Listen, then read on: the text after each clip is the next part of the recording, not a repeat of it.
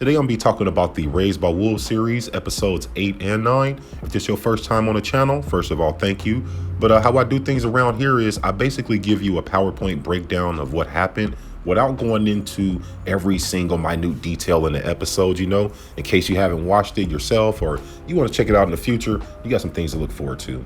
All right, so let's jump right into this. In episode 8, we start off with Marcus. He's having some sort of weird, creepy ass dream. I'm gonna tell you right off the bat, if you're queasy or don't like too much gore, you might want to skip past this because he is literally cutting off his own face all the way down to the white meat skull. Like, it's gross. I had to fast forward it, I'm not gonna lie. But anyway, I think this is all psychological in his head. Obviously it's a dream, but it's more of him removing layers of his old self, that atheist self, and becoming this new mythic god-like character. Like, I don't know. I think eventually they're going to give him like superpowers just with all the visions and things that he's going through, changes that he's going through. I think they're going somewhere with this. Now we move along and we have Mother. You remember she escaped from that old execution attempt they had in the last episode, and she's coming up to this ark. You remember that crashed ark that we had way back in episode 1, I believe. So she's going back to that ark because she knows it's supplies on there. And she goes to this chamber and she finds this medical guy, Carl. Listen, she's all slashed up, so she needs to repair herself. So they start fidgeting around trying to figure out exactly what's wrong with her because she's having some abdominal pain. But we'll get back to that. And then we get back to the colony and we have what I like to call is some great character development with the characters Henry and Father. Henry has completely, I guess, did a 180 because he feels bad for what he did, his involvement with the Mithriac taking over the colony. He did scream out over the loudspeaker where Father's position was when they was having a shootout, and that let the Mithriac shoot up Father and reprogram him into this butler guy. And now we have Henry basically into Father's arm trying to reprogram him and figure out, how do I get the old Father back? And I think they do a good job of developing these side characters with minimal screen time. And now we get back to, our power couple, if you will, Marcus and Sue. And they had a flashback of when they were leaving Earth and they were getting on that Mithriac ship. And it just shows you that we're starting to have some separation here, even more so than last time, because this scene of them, leaving Earth isn't meant for us to see, oh, they're in love and, oh, it's a good flashback. No, it's meant to show you how far Marcus has fallen, but in his mind, he's risen. But to Sue, it's completely different. So I think that was good at showing you how far they've come and why Sue is in the mindset that she is, where I got to get the hell out of here. So now that we're out of lovey-dovey world, we're back at the colony where we get a little bit of home improvement.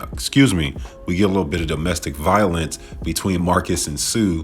What happens is Marcus is going full drunk dad mode and he's being an asshole to Paul. And Sue comes over and gives him a knee to the gut, right in that cut spot. It knocks him on the ground and he ends up grabbing her and dragging her all the way to the shed and locking her in there. And the Mithriac, all them priests and, holy people, they're like their relatives at Thanksgiving dinner who got to witness mom and dad whipping each other's ass at the Thanksgiving table. But anyway, after that, he goes into some sort of trance and tells everybody sitting around to pray for my wife. She lost her way. So this couple that we seen who was ride or die for each other to start out is enemies now, really. Now it's violence in the home. Yeah, it's no coming back from this. So after all this crazy high intensity has happened, the tension at the colony is at an all-time high. We have Marcus seeking refuge in front of the church. He's sitting there on his knees trying to, pray, and he's asking Saul for a sign. And the sign that he gets is our little badass in chief, Campion. He ran up behind the church, set that motherfucker on fire. And that's the sign that Marcus see. The church on fire. He think that's coming from Saul. No, fool, that's Campion. He set your shit on fire. Campion is above. I told you I love Campion, right? Campion is a badass. He doesn't fuck around. He didn't just escape and run. He escaped and burned their whole shit down. So yeah, shout out to Campion. Now we get back to the ark, and Mother is still trying to figure out what the hell is going on with this growth inside of her stomach. She's having a conversation with one of my favorite characters that they introduced, this med guy named Carl. He's an android, but he's like a medical android. But his personality is just, I don't know, it's dry as fuck, but I just like the way he talks, And they're trying to figure out what is this inside of her abdomen. They think it's a tumor.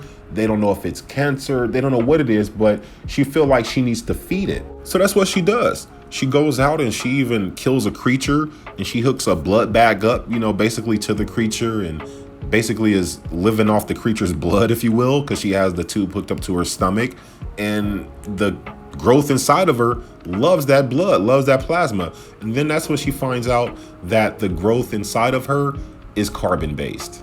But then that's where she starts to go into that sim chamber to unlock her memories, to figure out what the hell is going on with her stomach. Yeah, I think she's having some sort of suspicions. And we find out the biggest revelation of the series so far is that Mother is pregnant. And she's pregnant with a carbon-based life form that was put inside of her by her creator, Campion.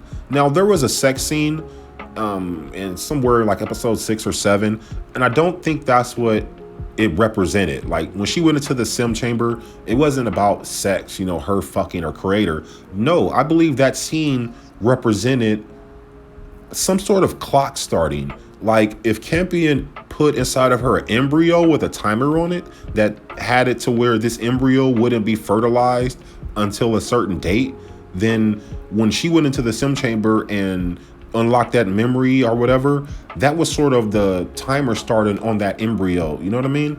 All right, so that was episode 8, and I think episode 8 signifies why I like this series so much, because even when it's episodes that are developing things that, you know, have happened or will happen, it's still great revelations that occur, like Mother being pregnant. Or if you look for the little intricacies, things like Father and Henry's relationship, Tessa, she's out there in the wild looking for Mother. You see Paul, you know, and Campion and Sue, they're looking for an escape route. So it's like controlled chaos, if you will.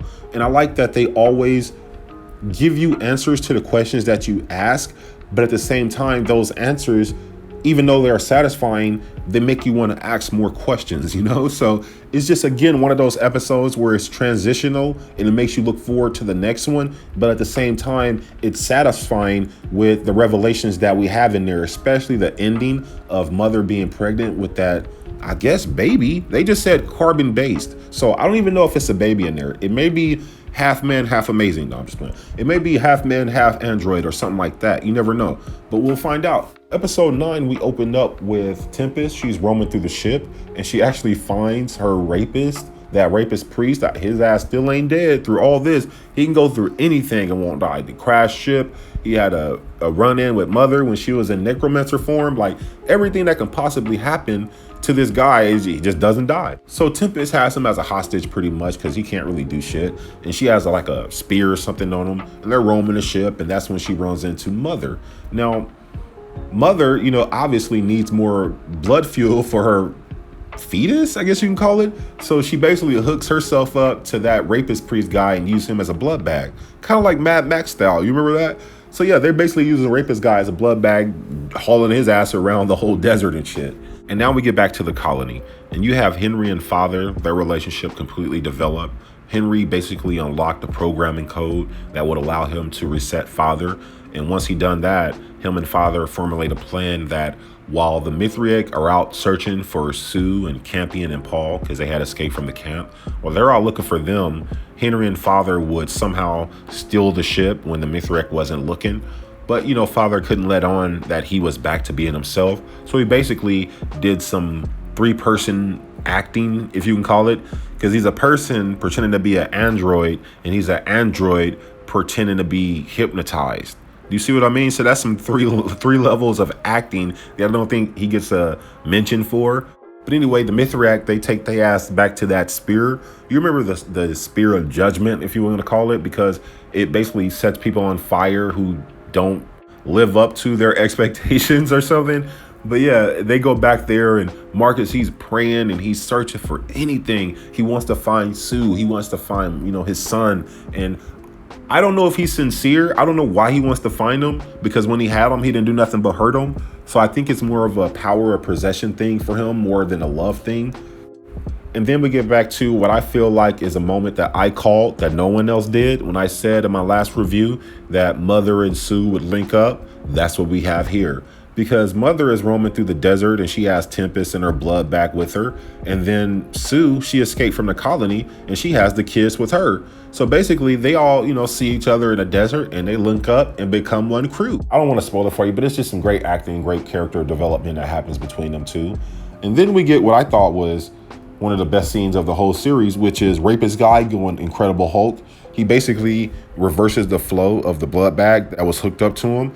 Even when they tried to shoot him, it didn't do shit to him. What it took was Tempest grabbing the head out, from his device that keeps him, locked up, the helmet that he was on. If this device gets too far from the helmet, it basically crushes your head. And that's what she did, and that killed him. But it was a cool little action scene that was unexpected, you know what I mean? And it gave us some even better scenes after that, because you had Sue ready to kill Mother. She'd been wanting to kill her this whole episode and the whole series, and take her son and leave.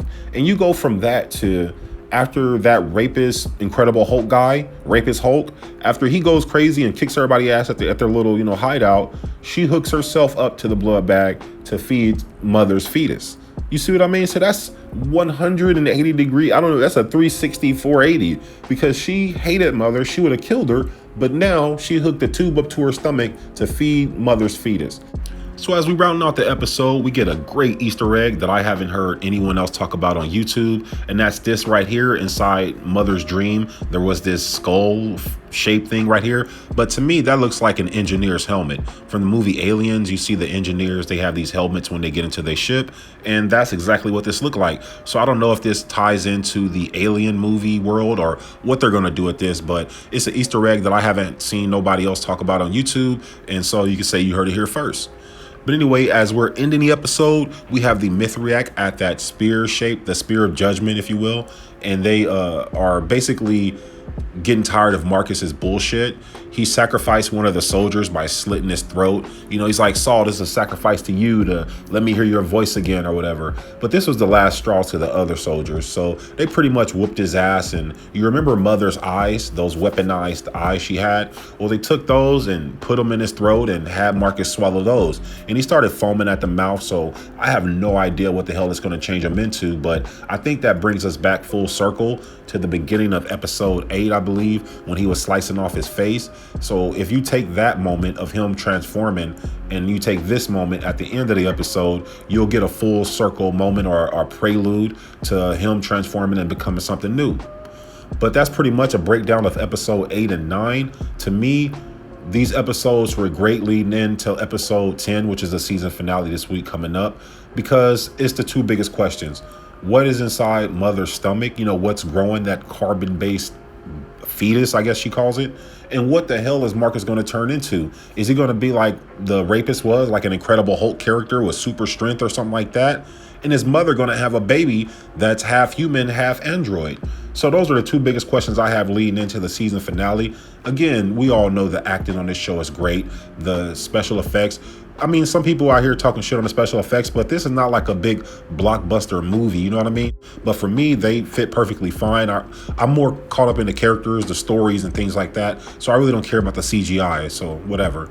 But anyway, y'all, I do think this show is worth your time. With those two big questions remaining coming into the season finale this week, I can't wait to get the answers. But anyway, y'all, thanks for checking out the channel. I hope you appreciate the review. I appreciate you watching. And other than that, y'all, I'll catch your ass out there in this universe. Peace. Strayed from his light. He's leading us into hell.